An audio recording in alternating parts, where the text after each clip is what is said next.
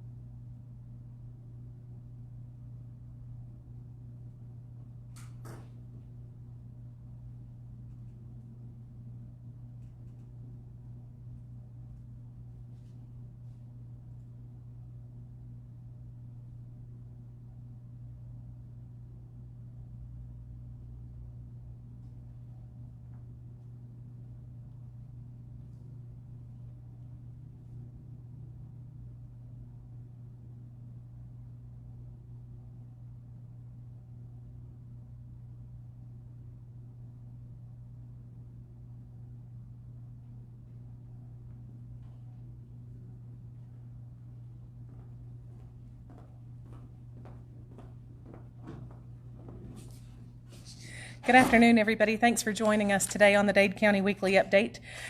Today, we have with us Alison Henderson with Dade County 4-H, Alex Case, the Director of Dade County EMA, and Dade County Executive Ted Rumley. So if you have anything that you would like for us to talk about, please email us that request at info@dadecounty-ga.gov. Thanks for coming to the right place for the right information. And remember that you can ask questions at the end of this broadcast. We will have our question and answer session. If you know someone who would be interested in hearing from any of our guests today, go ahead and invite them to watch this live broadcast or start a watch party so you can hold your own discussion. Remember that you can also watch this later on Facebook or YouTube, and sharing the links to our videos is super easy. Also, want to remind you to do your census. If you haven't done it already, you can complete your census by calling 1-844-330-2020 or going to my2020census.gov. We will start with Alison Henderson with Dade County 4-H.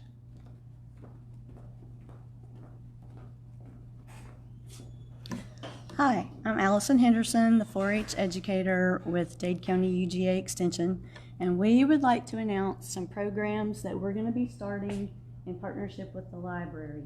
Right now, these programs will be mostly virtual. They have room for 6 to 8 family groups in the meeting room at the library. The first 6 or 8 who sign up will get to come in person. Everybody else will do virtually. We're going to do activity kits before the meetings that you can pick up, so that as we go through the meeting and we're making things and talking about things, you will have all the supplies you need to make things along with us. So Clover Buds Club will be meeting every Tuesday at 5:30 p.m. Like I said, the first 6 to 8 can meet at the library. Everyone else can join us online. If you want to come to the first Clover Buds meeting, 3rd grade and under, that's going to be September the 8th. You need to pre-register by September the 4th to have your activity kit ready to pick up ahead of time. Our 4-H Community Club is going to be 4th grade through 12th grade, and it's going to be meeting the 4th Tuesday of each month at 5:30. Their first meeting will be September 22nd, and to sign up for either of these two, the papers will be at the library. We will also have packets at the Ag Center, whichever is more convenient for you, and you do need to pre-register so we can have your activity kits ready. We are also working on getting the 4-H Forestry Club back up and running. We are going to be starting a 4-H Science Club, We will be, for those of you who have done project achievement before, we will be having portfolio workshops soon.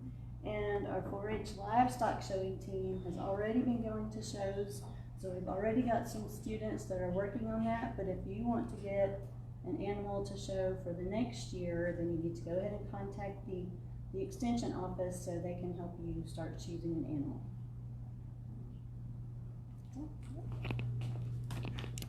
Thank you. Next, we'll have Alex Case.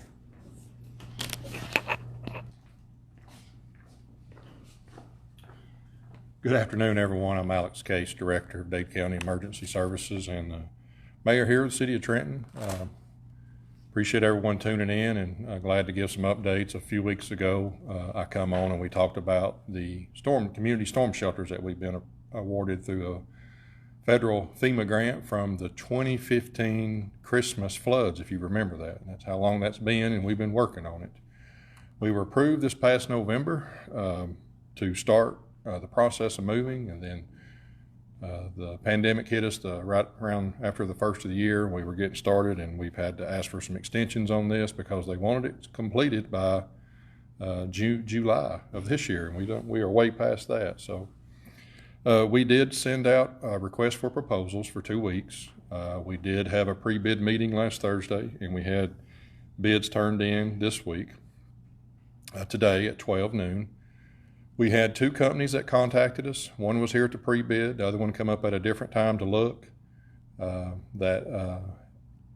of the bidders did email last week and advised they could not bid on it to provide everything that we requested as a turnkey operation with all the restrooms and heating and air and things like that we needed that we put in there. And the bid come in today.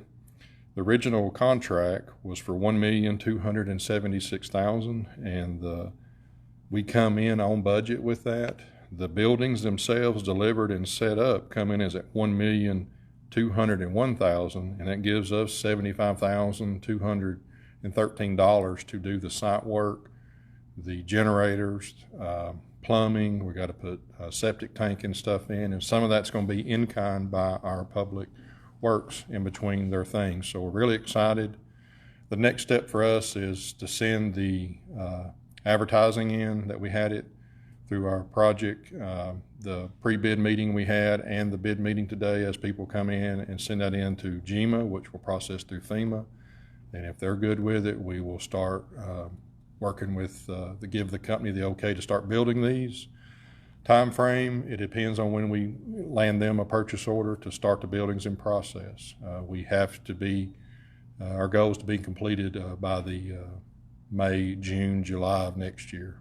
They'll give us to August, end of August of 21 to get these completed. So we're going to be working diligently with that. We're excited about this to give our 3 communities, which will be at the Dade County Sports Complex. It'll be right across from the senior building and just down below from the Head Start program.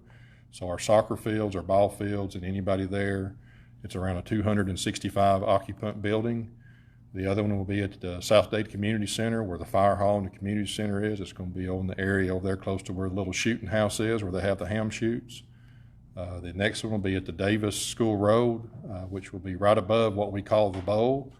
As you go up Davis School Road, you go to where the Trailblazers horse arena is, which was the old football field and the baseball field and softball field. It's going to be over to the right of it in the wooded area there. We got to do some more clearing in that once vegetation gets down. So we're really excited about that and help our community. Again, this is only going to be a 15% match with funds from Dade County, which the commission will work hard with that in SPLOSH funds to make sure that, and we'll try to keep these costs down with doing most of the in-kind with Public Works and ourselves acting as a general contractor. So more to come on that. And again, we appreciate what we're allowed to do with this and new opportunities for safety of our community.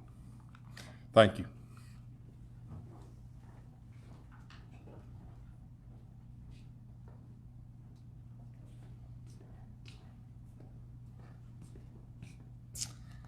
Hello everyone. Hope everyone's having a good day.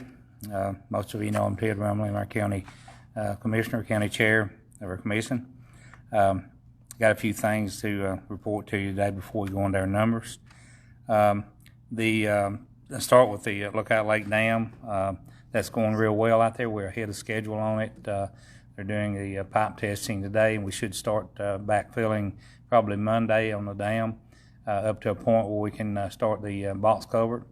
That's the weather's worked real well on us, worked real well for us, and we've had really pretty days to work. Men's put a lot of hours in out there, so that project's going as scheduled, or actually ahead of schedule. County Road 6, I mentioned that every report, and we will until we get into that. But hopefully in the next couple of weeks, we'll see us starting on the lower side of that. We'll probably get a dozer right there and go ahead and cut a road down in there and get ready to start the drilling. We will not close that road until we just have to, because once it's shut down, it'll be down for several weeks until we get all the concrete poured and get it to a safe spot where we can open it. Excuse me. The also on the the dislocated worker grant. We've mentioned that several times, and been having some several people come in on that. We have Paula Stallings. She's helping on that, doing actually kind of spearheading that. If you've been affected at all negatively by the COVID-19, whether it's your workplace, whether it's your whatever, your family, whatever, if you need work, come in here. There's a program here. She can explain to you exactly what you need to do, see if you qualify. Don't take a lot of time, but if you, she's here, 5 days a week. And so just call the commission office at 657-4625, and they can put you in touch with Paula. It's a really good program, really, really good. The library, we're trying to help them on some of the CARES Act money. Actually, we're letting them have some of that money to increase their hours. They're going to have an announcement next week on that to tell you about the extended hours and a lot of the positive things that are going on over there. And it's really a good thing, and they really do a good job for Dade County. And if you've never been to the library or whatever, you need to go in there and just kind of look around and see. We've got it's really a nice library as they are in Northwest Georgia, any of our counties up here. So, and Marciana does a great job. The census is still going on. We need to really get out. If you've not filled the paperwork out, we do have people going door to door. It was said at first we were not going to do that, but they decided to, since there was such a low response, that there are people going, door to door. And if you have any questions about that, or you really suspect anything, out of normal, you call the sheriff's department, or you can go online, contact Sherry there, Carey, and she can tell you exactly what's going on. But I've seen some of them out, some in South Dade. They're well recognizable. They've got identification. They've got the things hanging around their neck. They got they're professional. So you shouldn't have any doubts if you have a census worker come up. The first thing they're going to do, they're going to start telling you who they are. They're not going to drive in your driveway and ask to come in and use the telephone. I'll put it that way. So right now, is this accurate? 52.2%. So we're at 52.2%. Like 3 weeks ago, we were only like at 50, weren't we? Wasn't it like 3 weeks? So we are coming up. At least it is kind of working. On the COVID testing, it's still going on downstairs, Monday through Friday, 8:30 to 12. But now next week, starting on Wednesday, they're going to change their hours. It's coming from the state of Georgia. They're going to be there from 9 till 4:30. And from what I understood, did you call Alex? It's going to be one day a week. Yeah, on Wednesday. So Wednesdays after they'll fulfill this week, and they'll go on in till yeah. So next Wednesday, the hours they'll start at 9 o'clock sharp, and they'll actually go until 4:30 in the evening. So we'll try that and see how that works. In Georgia, they're changing a lot of things around. They've actually I know they've hired some more people, more professionals, to try to do more testing. And I don't know whether they're going to try that one day a week and see how it works. Not because they do stay pretty busy. I mean, it's amazing how many people go through there in a day's time. Have a question about Sunday sales. That's something I need to get with our attorney and also with the alcohol board about, because I don't want to give you an answer that's not right. I know that it's real soon. Alex, I know you're the city and it's different, but It has to be voted on in the 21 election. that's on the city. Correct. Yeah. For the sales of the Sunday for the city. Yeah, for the city, it's different than the county. Ours will start sooner, but the city comes under, because they're a different governing authority, and it'll have to be voted on in the city, but the county is already set. And that answer I will find out for you and actually have Carey posted online. Have you got any more questions on that? Okay. I do want to mention too, we've got, I've had a lot of people call about the, on Sand Mountain, especially out there.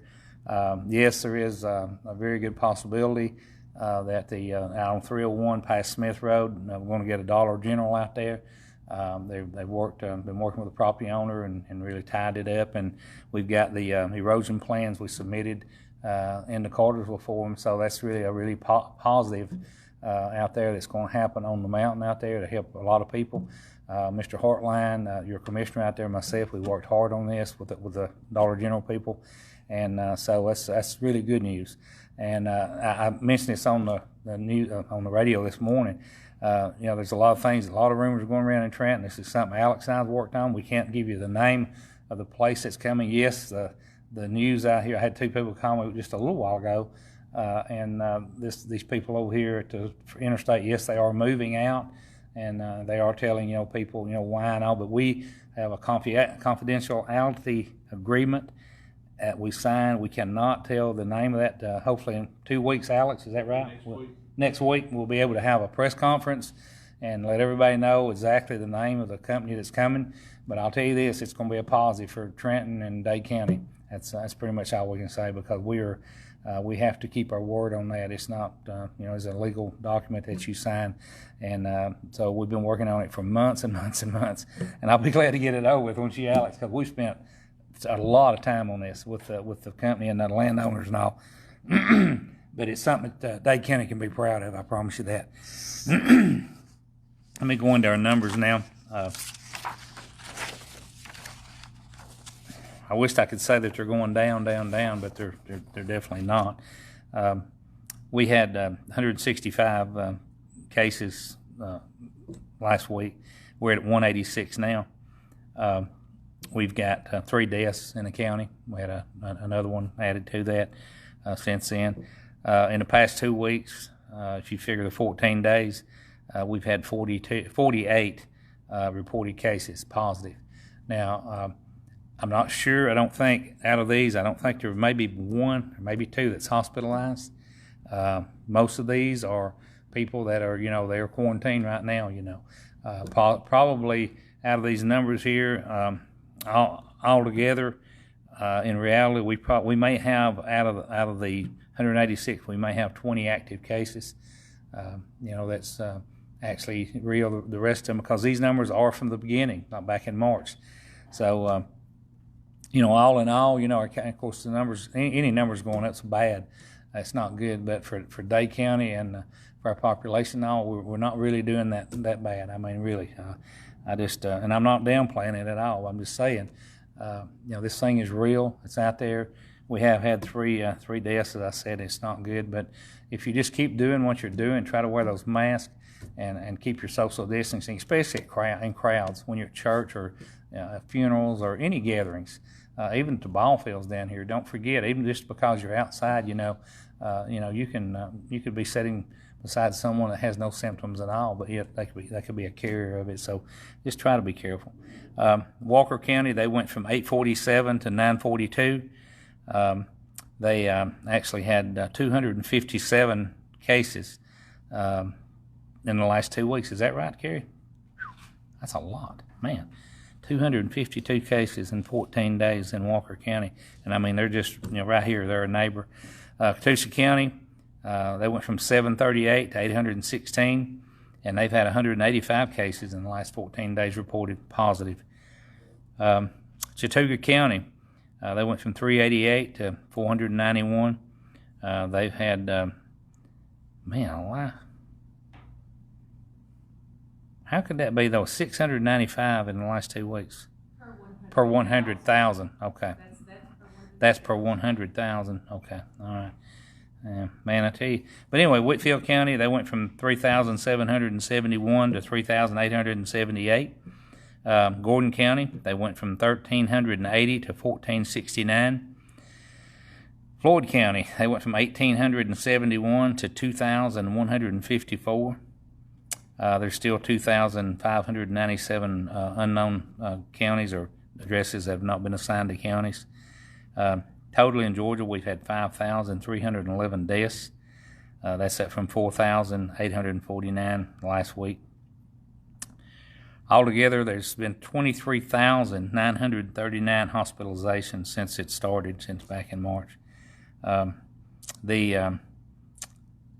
Tennessee and Hamilton County, moved down to our neighbor there, they were at 8,180 last week. They're at 8,836 today.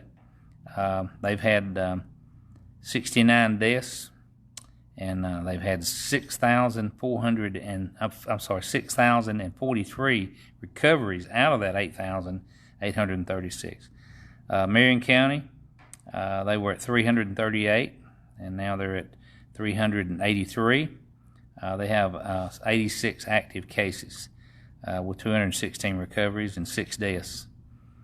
Grundy County, they went from 159 to 166. They have 33 active cases. They've had 108 recoveries, and they've had 2 deaths. Sequatchie County, they went from 158 to 165. They've had 100 recoveries. They have 37 active cases with 1 death. Up in Meigs County, they went from 152 to 171. They have 35 active cases in Meigs County. They've had 105 recoveries with 2 deaths. They moved down to Alabama and to Jackson County. Jackson County, they went from 1,170 last week to 1,237. They've had 7 deaths. DeKalb County, they went from 1,951 to 2,026 in DeKalb County. They've had 14 deaths down in DeKalb County. You just need to keep your guard up, I don't know what else to tell you to do. We really, most people I see, they are, doing the best they can. When you go in the BI-LO, or not BI-LO, but Food City, going to grocery stores, Ingles, they really seem to be listening anyway. You'll have a few that are not. But just try to do that, wear your mask, and try to do the 6-foot distancing, and we'll just and pray, I mean, believe it or not, I tell you, please, prayer helps. Carey, we got any questions at all? We did get the question about Sunday sales, and we did clarify that did begin on August the 6th. August so the 6th. That's when it was approved at the second reading during the commission meeting. Yep. So that is for the county. County, unincorporated. But the city will do what, Alex? In our November 21st, 21 election, we will have to vote that in. The presidential election. No, next year. Next year. Yeah, Okay. next year. It's a city election. This current referendum did not include the city of Trenton. A lot of the business owners have come to us. We will have that on our elections, which will be for the Parks and Rec Commissioner and your Police Commissioner, and we will have that ready. Also, starting today, the City of Trenton's front office will be closed. We will be working remotely by phone. We have started our construction for the front entrance for the safety of the employees with part of the CARES Act funding, but everything's still able to call and be taken care of. It's too dangerous to leave it open for the public to come in right now until we get that done. Yeah, good. Yeah, that was something. That's big news right there, because people, keep them up to date on that. Yeah. Anything else? Those are all of our questions. I think what the person too was asking too was what Sunday, when is it going to start? What day is it going to start? So you're saying It started actually on August the 9th, Okay. which was the first Sunday after that second reading. well, I thought we had to. I thought the board had to go through their process. The beer board, had Patty to. Murphy said they have. So it's ready. Okay. Yeah, Patty Murphy and the beer board. Okay. So it should be open then. It should be selling. So Okay. that's according to Patty Okay. Murphy. Because I knew we'd done our part. The commission did, and then we turned it over to the alcohol board. But anyway, though, if you have any questions, you can contact Carey there or myself, or if you think of anything that you want us to actually bring up here on our Thursday reports that we do every Thursday. But my cell number is 667-8999, area code 423. And what you got here? We did have one more question. Somebody said, if I filled out my census online, why are they still coming door to door? And I know that we had reached out to the census, our census person to answer that question, and they don't have a direct answer for us yet. So I know they're looking for that, but I didn't know if you had heard anything on that We've yet. had two complaints. Well, they were complaints. They were kind of aggravated because they had filled them out, and they lived on a rural road, both of them, and they were surprised that they were people knocking on their door, doing that. So, but you can get that answer. I don't know. It's probably just technical. It's probably just something that hadn't been recorded or something, I guess, when they or whatever. Yeah, we'll let you know next week what we find out. But they said if you have any question about if you filled out your census or not, go ahead and fill it out again online. There's no harm in filling it out twice. So just make sure you fill it out. Okay. That's it. All right. Appreciate everyone tuning in to us here, and we hope it's beneficial to you. And we'll be back next Thursday or sooner if anything happens, anything major. We can go online in just a matter of minutes. So appreciate it. My number, like I said, is 423-667-8999. Thank you a lot.